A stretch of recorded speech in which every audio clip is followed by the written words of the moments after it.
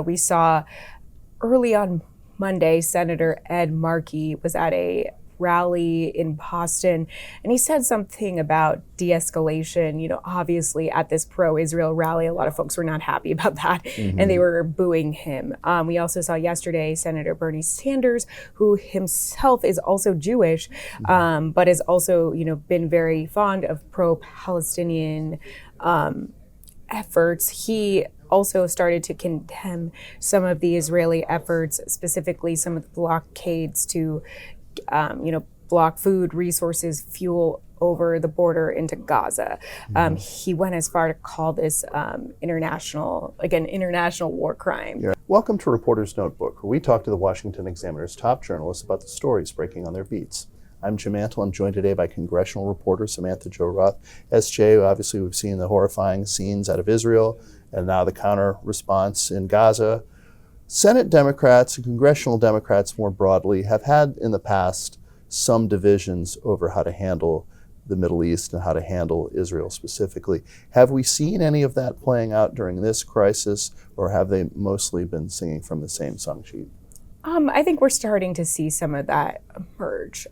We saw early on Monday, Senator Ed Markey was at a rally in Boston, and he said something about de-escalation. Obviously at this pro-Israel rally, a lot of folks were not happy about that, and they were booing him. We also saw yesterday Senator Bernie Sanders, who himself is also Jewish, but has also, been very fond of pro-Palestinian efforts. He also started to condemn some of the Israeli efforts, specifically some of the blockades to, block food, resources, fuel over the border into Gaza.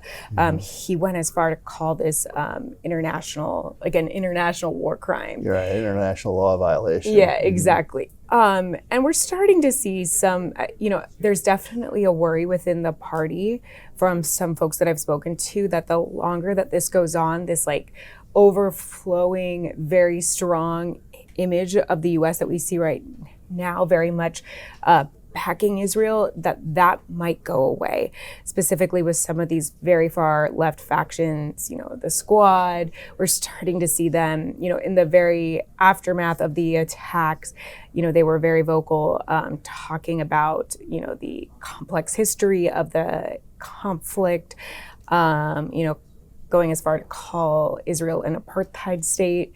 So, there are definitely factions within the Democratic Party that, are definitely describing this conflict in starkly different terms than we're seeing from the top.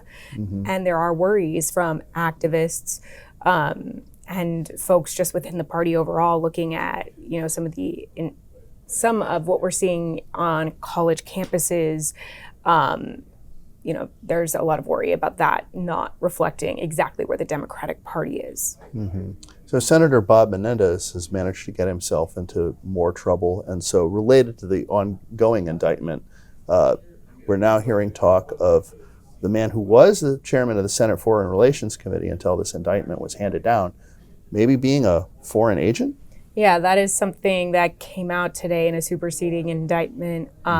These are very serious, especially as somebody who is the chairman of the Senate Foreign Relations Committee.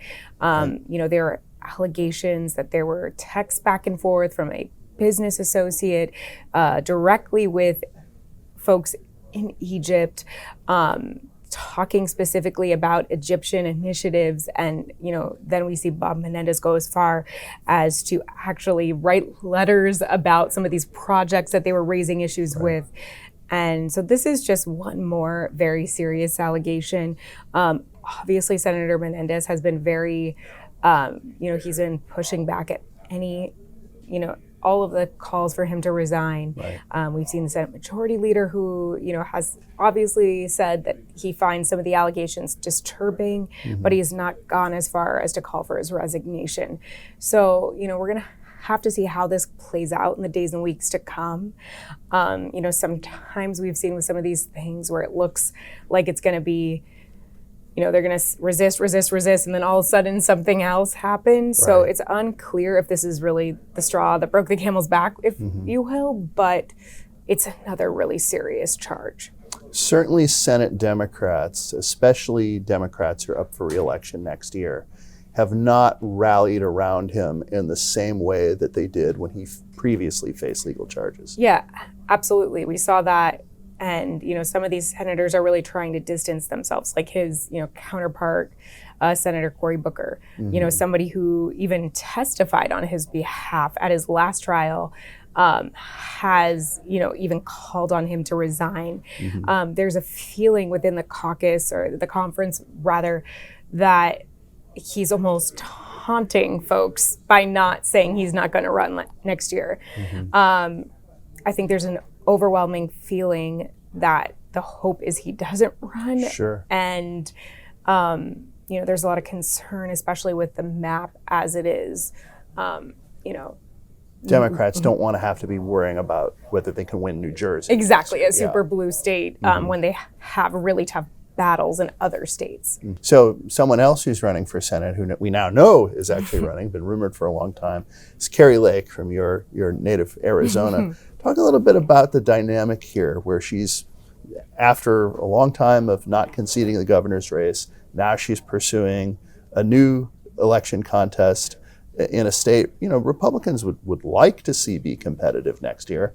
I think that this has got to be single-handedly the most interesting, crazy race this entire cycle. So I will be paying very close attention to this one. The dynamics are very interesting. You have a state where there's a lot of independents, a lot of Republicans who are not happy with the way that things have been going. It was interesting in her speech. She has really used underlying in her campaigns talking about previous elections, Sure. election denialism. And we really didn't see as much of that in this last speech. So it really does look like she's really trying to rebrand herself. The big question, is this going to work? Right. I think a lot of Republicans that I've spoken with looked at her when she ran in the gubernatorial race and were completely turned off by her, did not like what she was saying. And I'm unsure if they're going to be able to forget that after this. Right. So, it's just going to be a really interesting race. We also don't know if Kyrsten Sinema is going to be in the race. She obviously changed into an independent from a Democrat. And so if she did decide to run for re-election, it would set up a three-way race for the Senate. Absolutely, because you have Gallego on the far left side, who is, running. So this is going to be really interesting. I'm definitely looking forward to seeing it. I think if Sinema runs, it's going to be really unpredictable. But even just with Kari Lake and Gallego, that's still also a super unpredictable race in a state that really likes moderates. Like when you have these two sides, far left, far right, I think a lot of folks are going to be just completely turned off by this cycle if there's not really other options for them. And national Republicans seem to be taking a wait-and-see approach to this race. Yeah. Kari Lake was actually here in D.C. We know that she was meeting with many members of the Senate. A lot of them, were keeping those meetings very quiet. They didn't want us to know what exactly they were discussing, and I think that's part of what it was. A lot of them are hesitant to outwardly support her at this time. But, they were being friendly and just hosting her. Right. But, yeah, I think a lot of Republicans are worried about it. We will see what, they're definitely waiting to see if they want to pour in resources. Waiting to see how competitive she really is. Yeah, exactly. So it remains to be seen, but I'm interested to watch this very closely. Thank you, SJ. Thank you. You can read Samantha-Jo and the rest of our political team's coverage at washingtonexaminer.com.